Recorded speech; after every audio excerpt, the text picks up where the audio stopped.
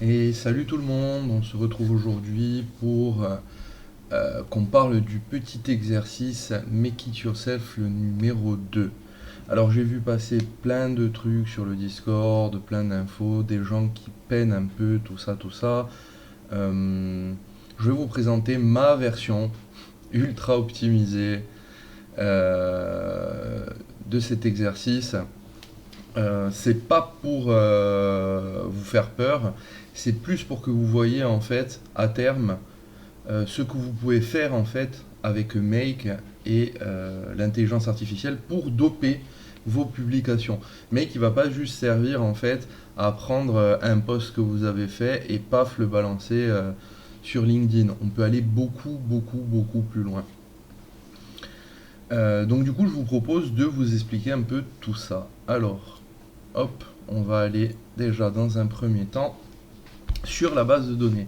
La base de données, on a fait un truc simple, hein. Titre, contenu, image, date de publication, posté ou pas. On a mis la date de création pour pouvoir se servir du module plus facilement, le numéro du poste, et là on a mis la petite formule isSame qu'on utilisera dans Make. Pourquoi je l'ai mis là? Parce que moi, quand j'écris une formule Airtable dans le module Airtable de Make, j'aime bien d'abord l'écrire sur Airtable pour être sûr en fait qu'elle fonctionne. Donc une fois qu'elle est validée en fait sur Airtable, j'ai qu'à faire un copier-coller. Et comme ça évite et de faire des erreurs d'écriture au niveau de vos champs, et de chercher où est l'erreur s'il y a une erreur. Là, au moins, vous êtes sûr, elle est rentrée dans un champ exprès, elle fonctionne dans votre base de données, et vous avez qu'à la copier-coller. Après, vous pouvez supprimer votre champ, il n'y a aucun problème. Donc, on disait titre, contenu, image, date de publication, une petite case, est-ce que c'est coché, est-ce que c'est pas coché, et le numéro du poste avec la formule poste, espace, et le numéro du poste qui est en auto-number ici. Jusque là, rien de compliqué. Tout le monde a fait plus ou moins la même chose. Donc on a notre titre, on a notre contenu, tout ça, tout ça. On a l'image qui va bien, un post avec image, un post sans image, parce que je vais vous montrer bien évidemment les différentes routes. Mais, nous, on a ça. Il y a une deuxième table dans ma base de données, et c'est une table avec des mots-clés. Alors qu'est-ce que c'est ces mots-clés? À quoi ça va servir? Je vais vous expliquer. Donc si on se cantonnait en fait juste à faire l'exercice pour faire l'exercice, si on va sur Make, il aurait suffi de faire ça, et encore même ça c'était de trop, on aurait pu juste se contenter de faire ça. Là, on aurait raccordé notre module LinkedIn, concrètement, hein. Et hop, et votre automatisation de post LinkedIn, elle est prête. Vous rentrez votre post manuellement dans votre base de données Airtable. Derrière, vous faites la petite automatisation qui va bien. Ça vient piocher les données du record, ça les envoie dans LinkedIn. On a une publication. Bon, ça c'est basique. Vous avez vu les réponses, vous avez vu les corrections, les coachs vous le montrent au quotidien. Moi, ce que je veux vous montrer, c'est pas ça. Moi, je veux vous montrer ce qu'on peut faire vraiment, avec les automatisations et l'intelligence artificielle. Donc moi, vous voyez que dans mon exercice Make It Yourself numéro 2, j'ai 3 automatisations. Pourquoi? Je vais vous expliquer dans quel ordre elles se lancent, pourquoi, et je vais tout vous montrer. Déjà, en fait, moi je pars du principe que je ne suis pas spécialement créatif, que tout ce qui est marketing digital, c'est pas du tout ma tasse de thé. Donc qu'est-ce que je veux faire en fait? Je veux des idées, je veux savoir quel poste peut matcher, quelle est la vibe du moment, je sais pas tout ça. Donc on part du principe que j'ai absolument aucune idée et que en fait je veux alimenter mon réseau social principal avec des posts qui sont impactants et qui sont d'actualité. Donc pour ça, en fait, c'est très simple. J'ai cette automatisation là qui va s'occuper de faire le taf. En fait, qu'est-ce qu'elle fait? cette automatisation. On part d'un module ChatGPT à qui on a demandé en fait de scanner les mots qui ressortent le plus, les titres qui ressortent le plus dans LinkedIn, parce que là pour l'exemple c'est LinkedIn, et de me faire une liste d'une dizaine de mots clés. Là on passe dans un texte parseur parce que en fait je l'ai fait générer sous format d'un tableau HTML, donc du coup lui il va retranscrire ça en données. Là le résultat passe dans un itérateur qui va donc du coup sectionner chacun de mes résultats pour ensuite venir les inscrire dans ma base de données. Si on rajoute Airtable en dessous, et donc on est à 24, que je lance ma petite automatisation, voilà ce qui va se passer. Lui il cherche mes mots-clés, paf paf paf, et là ça va les inscrire. Ça n'a pas actualisé, on ne sait pas pourquoi, mais voilà, on est passé donc de 25 à 35. Donc comment ça marche? Là, on s'est fait une liste de mots-clés à exploiter, et derrière, on va utiliser ces mots-clés dans une autre automatisation qui, elle, va faire la création du post. Donc, pour commencer, le module. Comment se paramètre un module ChatGPT? Donc vous avez la version simple où vous faites juste user, vous mettez votre petit prompt qui va bien et vous laissez faire. Moi ce que je vous conseille, c'est de découper en fait votre prompt en deux parties. Première partie, vous mettez développeur système. Et dans le contenu en fait de développeur système, qu'est-ce que vous allez mettre? Vous allez mettre le rôle. Là vous allez détailler le rôle précis en fait de votre IA. Là, dans ce cas-là, c'est mon assistant de création de contenu, c'est un expert en contenu web, machin, et il optimise un peu tout pour le SEO. Dans le deuxième, donc vous allez avoir deux items là. Dans le deuxième, son rôle, ça va être user, et dans user, qu'est-ce qu'on va mettre? On va mettre le contenu et ce qu'on veut qu'il fasse. On aurait pu en rajouter un autre. C'est pas spécialement utile en vrai dans un module OpenAI. Vous pouvez le découper comme ça, c'est déjà plus qu'optimal. Et là, en fait, vous allez lui dire, je suis une entreprise. Donc moi, pour l'exemple, j'ai pris un peu mon cas à moi. Je suis une entreprise qui commercialise des solutions no-code et IA en Corse à destination des TPE-PME. Alors c'est important de dire qui vous êtes vous, parce que là, c'est pas votre chat GPT à vous perso, à moins que vous ayez mis un modèle que vous avez fine-tune, ce qui m'étonnerait. Donc, ce que vous voulez, c'est lui dire qui vous êtes vous et quel est votre persona cible. Donc moi, en l'occurrence, c'est les TPE, PME en Corse. Vous lui dites, je veux améliorer mon référencement de ma page LinkedIn.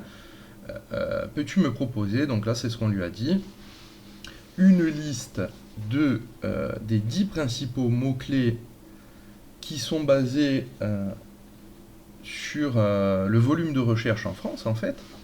Et là, impératif, on lui dit, nous on veut que le tableau. Quand vous utilisez un module LinkedIn, un module ChatGPT, donc OpenAI, n'importe quelle IA d'ailleurs, hein. Voilà, en l'occurrence c'est ChatGPT, mais n'importe quelle autre IA c'est la même chose. Les intelligences artificielles, quand vous leur posez une question, elles vous répondent, et derrière il y a toujours une petite phrase, oui si tu veux qu'on continue, si tu veux qu'on travaille ça, bababi baba. Nous on veut pas ça. Dans une automatisation, surtout une automatisation qui derrière est là pour créer du contenu, vous voulez le contenu. Vous voulez pas dialoguer, c'est pas votre pote là, vous voulez juste, vous lui demandez un truc, vous voulez qu'il fasse ce truc. Stop et fin. Donc nous on lui demande, tu répondras uniquement avec le tableau et les mots-clés. Pas de crochet, pas de mise en page, pas de balise HTML, etc., etc. On veut juste le tableau et les mots-clés à l'intérieur. Donc lui, il va faire son petit tableau. Le petit tableau, donc, il va se présenter comme ça. Ça, c'est notre résultat. Tac, tac, tac, tac, tac, tac, tac. Ça, c'est illisible, en fait, sur les autres modules. Enfin, c'est illisible par Airtable, en fait. Donc, si on veut que un mot-clé soit un record, on est obligé de retravailler cette donnée, ce qui est la base en fait de make. Vous prenez de la data, vous la travaillez selon en fait comment vous voulez l'utiliser. C'est vraiment le cœur de l'utilisation de make. Donc nous, qu'est-ce qu'on fait dans ce cas-là? On prend ce tableau sous format HTML, on l'envoie dans un texte parseur, on lui dit voilà, tu fais ci, ça, ça, donc tu vas me sortir l'essentiel, tu vas reprogrammer le truc. On envoie ces données, donc le résultat c'est donc le mot-clé, c'est les mots-clés, et les rows, donc on a ça. Et à chaque fois on a le mot-clé qui du coup est découpé dans un format que les modules de make comprennent. Parce que en fait make, là il a transformé en fait du HTML en JSON si vous voulez. Et donc du coup ça va se présenter sous forme de bundle, collection, array, bundle, collection, array, etc., etc.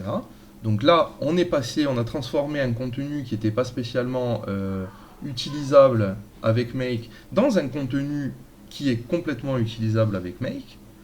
Donc qu'est-ce qu'on fait une fois qu'on a le contenu qui est lisible par l'intégralité des modules? On l'envoie dans un itérator qui lui va séparer en fait du coup chaque mot-clé maintenant sous forme de bundle, et ces bundles on va venir les inscrire dans notre base de données, donc là où on l'a dit comme je vous ai montré sur Airtable. Ok, on a nos 10 mots. C'est cool, on a des mots qui sont recherchés et sur Google et sur les réseaux sociaux. Bon, c'est bien, ok, on a une base d'idées, mais moi perso, je suis pas écrivain, je suis pas rédacteur, je sais pas écrire mes posts. Qu'est-ce que je fais? Est-ce que je vais sur ChatGPT, je lui dis bon regarde j'ai une idée, est-ce que tu peux me... Et je vais faire ça, bon si j'ai 50 posts, je vais faire ça avec les 50 posts. Non, non, on a make. Donc make, qu'est-ce qu'on va lui demander? On va arriver sur la deuxième automatisation. La création du post. Et là, on est sur un scénario un peu plus travaillé. Alors ce scénario, comment il se découpe? On va récupérer le mot-clé, il va passer dans un module ChatGPT qui va en ressortir un titre qui va être optimisé SEO. Ensuite, grâce à ce titre, il va faire une structure de post. Avec cette structure, il va faire un premier jet du post. Et ensuite, il va faire le post final qui va vraiment être enrichi et optimisé SEO pour LinkedIn. Et on va venir inscrire ce post dans notre base de données. Une fois qu'on a le post final, on lui demande de générer une illustration et d'ajouter cette illustration dans la case qui est prévue du même record.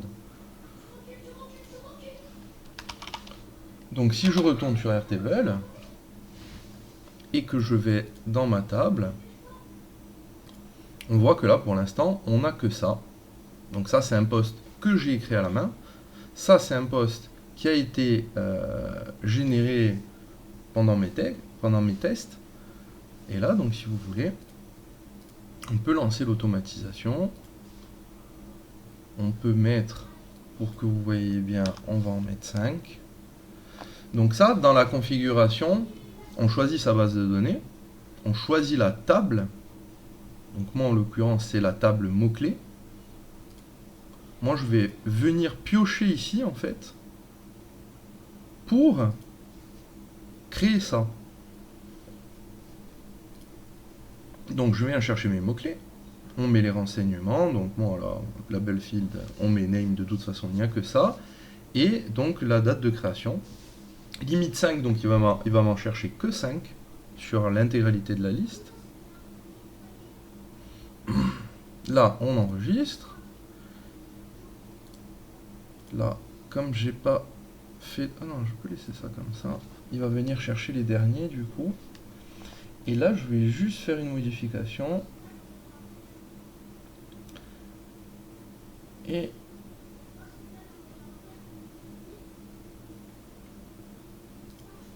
Ah ben non, on est bon. Allez, c'est parti. Donc là, vous voyez, il a été chercher le mot-clé. il en a sorti un titre. Oh là là.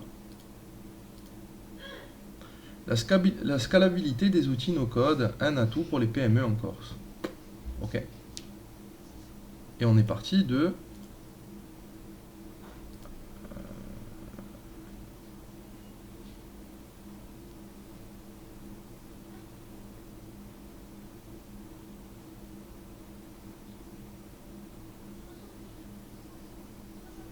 Voilà, on est parti de la scalabilité des outils no-code. Voilà, ça c'était juste l'idée en fait. Désolé, je cherchais dans mon prompt où j'avais mis le truc.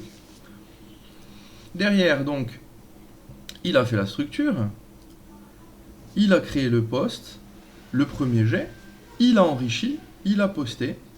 Donc là maintenant on a un troisième post, si on va voir. Voilà. Il a généré l'image et il a mis une date. Donc moi, c'est moi qui l'ai paramétré comme ça. Ça, après, vous pouvez le paramétrer quand vous voulez.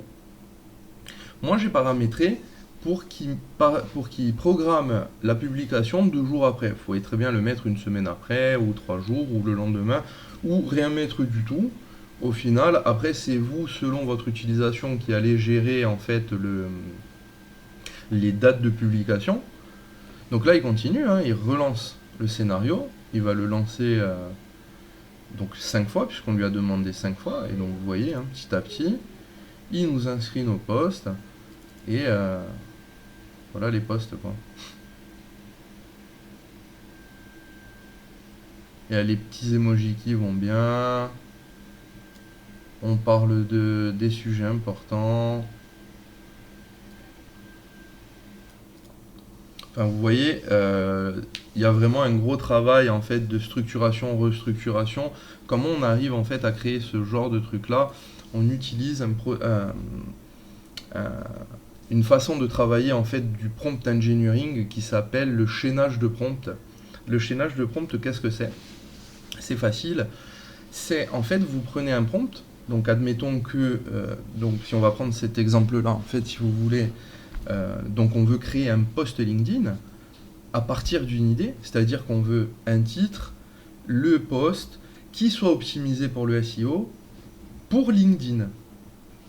Si vous lui demandez d'un trait, en fait, crée-moi un post LinkedIn à partir de cette idée, je veux le titre et le post, bon, il va s'exécuter forcément et ça sera sûrement sympathique. Mais si on utilise le chaînage de prompt, en fait, on part d'une idée, on lui demande d'abord le titre. Avec le titre, on lui demande la structure. Avec la structure, on lui demande un premier jet. Et avec ce jet, on le retravaille une dernière fois pour qu'il soit vraiment propre. Ça, c'est ce qu'on appelle le chaînage de prompt. On a découpé, en fait, tout le processus de l'idée au poste final. Et ça, vous pouvez le faire avec tout et n'importe quoi. Pourquoi? Parce qu'en fait... ça c'est très utilisé en fait quand vous l'utilisez dans le chat même, parce que quand vous êtes sur ChatGPT, il faut savoir que il garde en mémoire en fait, je vais vous montrer, il garde en mémoire les conversations. Donc si vous lui dites, si vous parlez, je sais pas, fais-moi un poème sur les pâquerettes, admettons. Donc bien évidemment, il va faire un poème sur les pâquerettes, hein, il n'y a pas de... Voilà. Mais si on avait pris le problème à l'envers, en fait, et qu'on lui avait dit, moi j'aimerais un titre, en fait, pour un poème qui parlerait de pâquerettes. Il aurait sorti un titre. Avec ce titre, en fait, j'aimerais que tu me fasses un premier jet pour un poème, etc., etc. Faites le test à la maison, je ne vais pas le faire sinon la vidéo va durer 4 heures, mais en découpant en fait le résultat que vous voulez, vous allez avoir un résultat qui est 1000 fois mieux et beaucoup plus optimisé en fait par rapport à ce que vous attendez. Et ça s'appelle le chaînage de prompt. 1 et 1 et 1 et 1. Une fois qu'on a notre prompt final, on lui demande de générer une image en tenant compte en fait du post. Et donc du coup, si on y retourne, on voit qu'on a des posts. Alors à noter que ce qui est un peu triste, c'est que c'est les images qui sont générées avec DALL-E. On n'a pas encore la possibilité de générer les images. Donc là, à l'heure où je vous parle, hein, le 12 avril, on n'a pas encore la possibilité de générer les images avec 4O, ce qui est vraiment dommage. Alors, en vrai, moi, je vous dirais, vous faites ce processus-là et l'image va être générée par GPT-4o et après vous allez la mettre directement dans votre base de données et vous aurez une image qui est quand même beaucoup plus belle parce que, on va pas se mentir, c'est sympa, mais c'est pas au niveau quand même de la génération d'images de 4o à l'heure actuelle, donc voilà.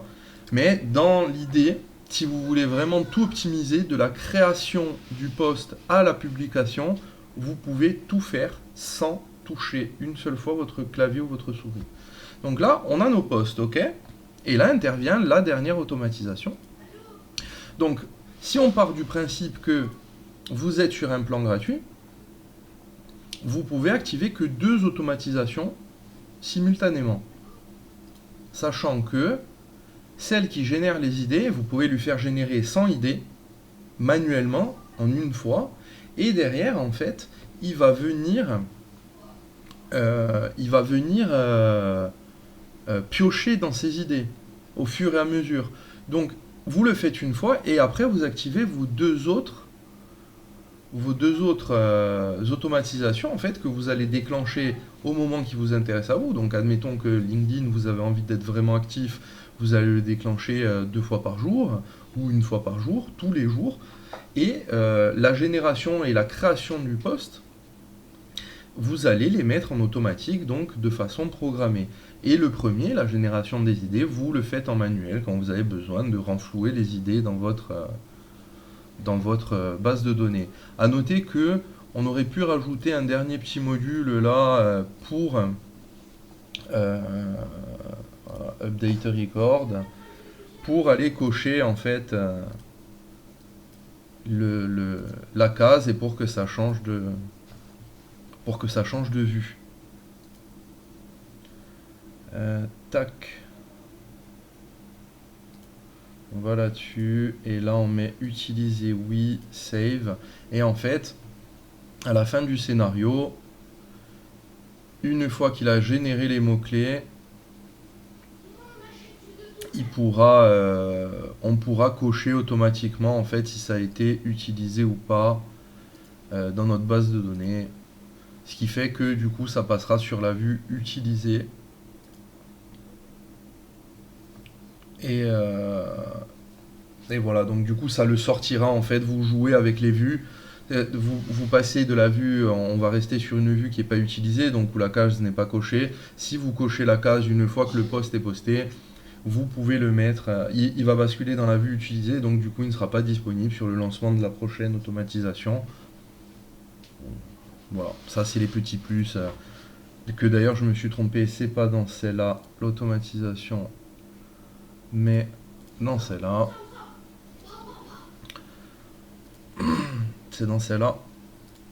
À la fin, on peut rajouter le petit cochage automatique et du coup, ça le sort de la vue en fait pas encore utilisée pour le mettre dans la vue utilisée. Et donc du coup, en fait, vos mots sortent en fait de la liste au fur et à mesure que vous les utilisez, ce qui fait qu'on ne tourne pas en boucle en fait sur les mêmes mots.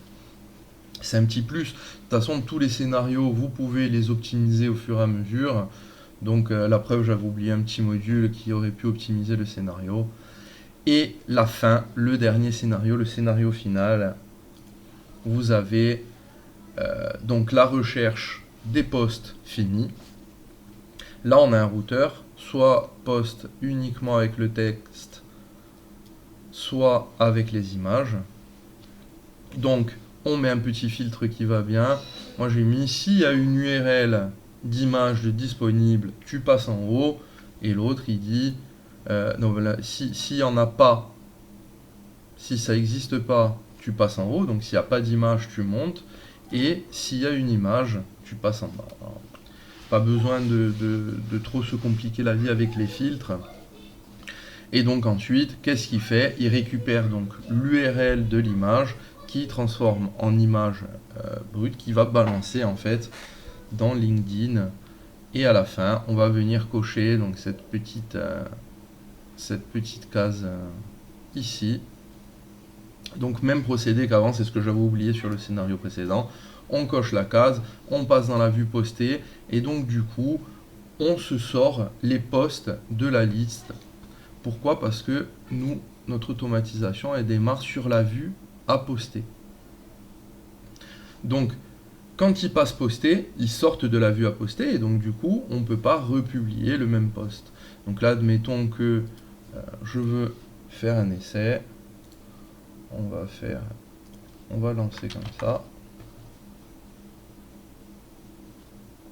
Bon, là, il n'y a que des posts avec images, donc il ne prend que la voie du bas, puisque j'ai généré des images.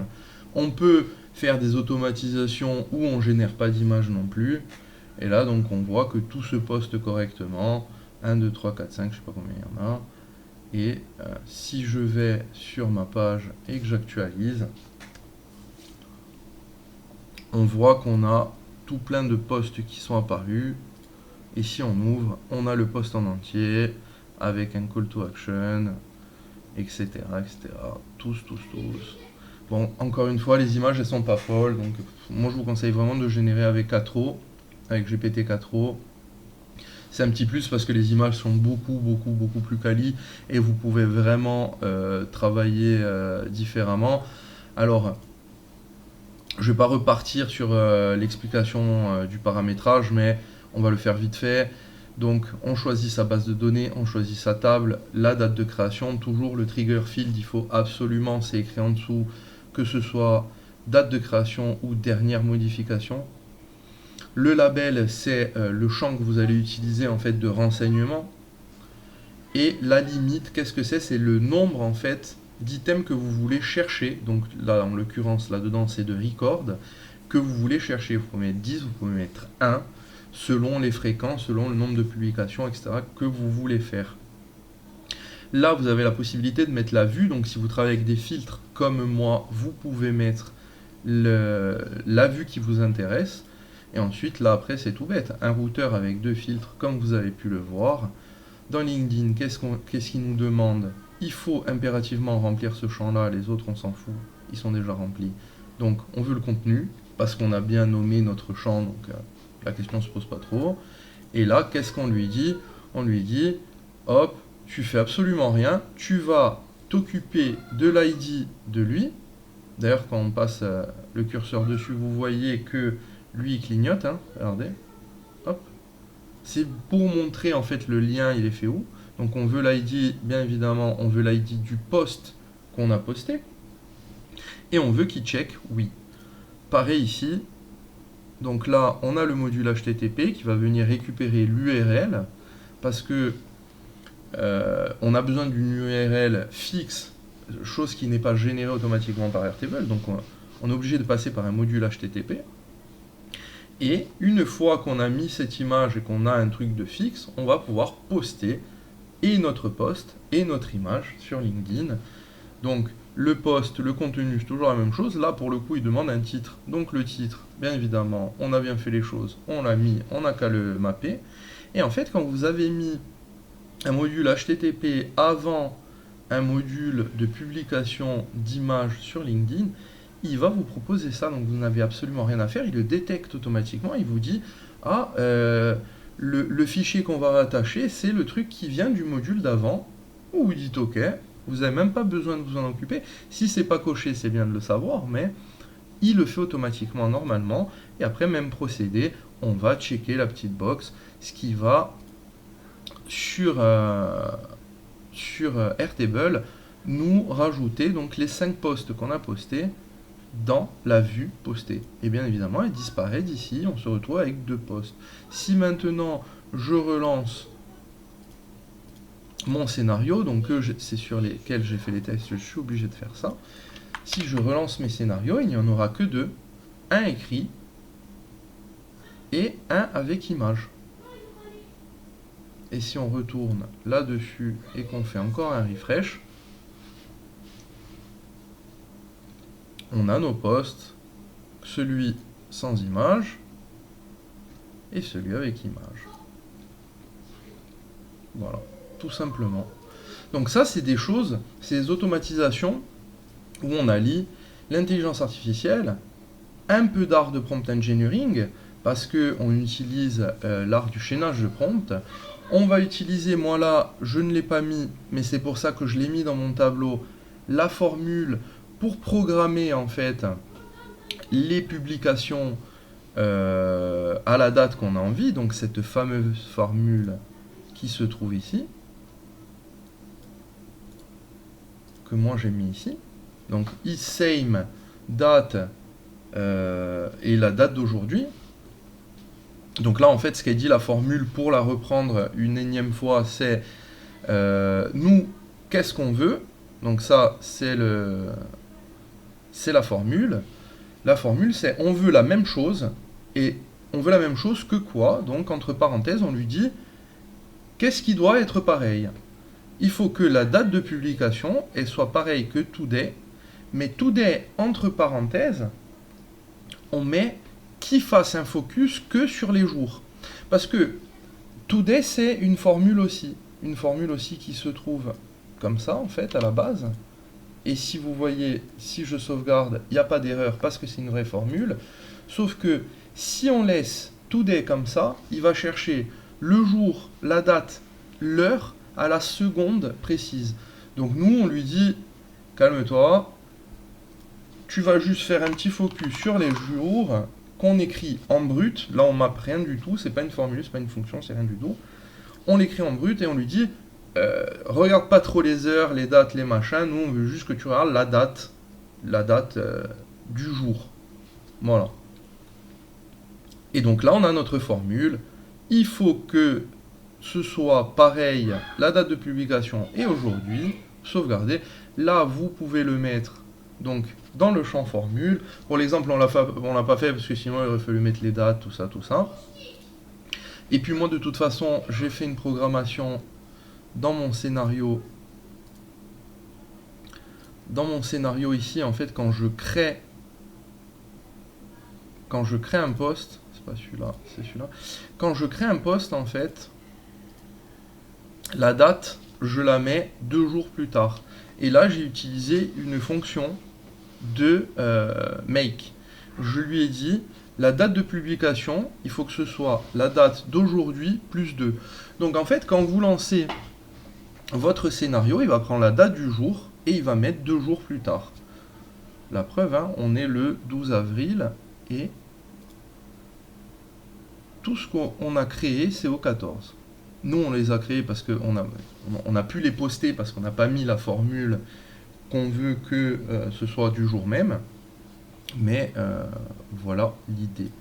Donc ça, en fait, c'était pour vous montrer ma petite version un peu boostée à l'IA de comment créer des posts LinkedIn, comment créer du contenu web, optimiser SEO en utilisant l'IA. Donc vous avez des formules d'Airtable, vous avez des fonctions sur Make, vous avez l'utilisation de l'IA, en plus de ça, des bonnes petites pratiques de prompt engineering.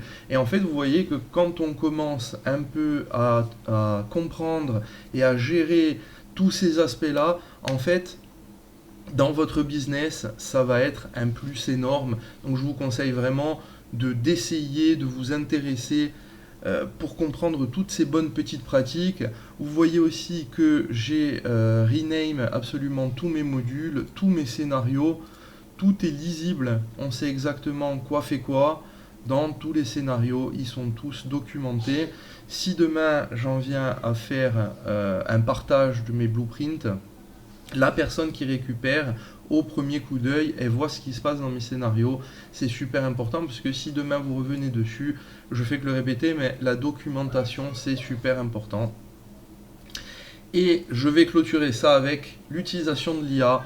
Apprenez, parlez, essayez des choses avec l'intelligence artificielle. Vous voyez que moi qui n'ai aucune connaissance, monsieur tout le monde, qui a envie de faire des posts optimisés SEO, que ce soit sur LinkedIn, sur Instagram, des blogs, votre site, je sais pas quoi, avec l'intelligence artificielle, avec Make, en fait, vous pouvez partir de rien et laisser tout faire. Maintenant, moi, je vous conseille quand même de checker avant de lancer vos automatisations, d'être sûr que les posts ils vous conviennent, mais si vous voulez pas faire ça et que vous voulez juste bombarder sur les réseaux ou sur vos sites ou n'importe où sur le net, vous pouvez créer des automatisations qui partent de rien et qui créent quelque chose de concret qui est adapté à l'actualité. Donc, réfléchissez, essayez de trouver des idées. Ça, c'est une idée du Make It Yourself 2 que vous pouvez essayer de mettre en pratique. Et je vous dis à bientôt, amusez-vous bien et bonne chance.